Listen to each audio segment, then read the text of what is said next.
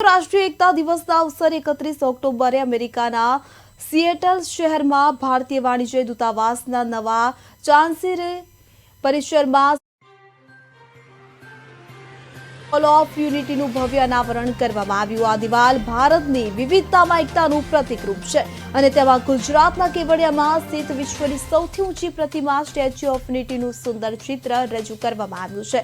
આ પ્રતિમાનું લોકાર્પણ 31 ઓક્ટોબર 2018ના રોજ વડાપ્રધાન નરેન્દ્ર મોદી દ્વારા કરવામાં આવ્યું હતું। સિએટલમાં સ્થાપિત વોલ ઓફ યુનિટીનો હેતુ ભારતની એકતાની શક્તિને ઉજાગર કરવાનો છે। તો આ સાથે અમેરિકાના પેસિફિક નોર્થ વેસ્ટ વિસ્તારમાં ભારતીય સંસ્કૃતિ અને વારસાની મહત્તા વિશે જાગૃતિ વધશે અને ગુજરાતના કેવડિયાના પ્રવાસનને નવો વેગ મળશે।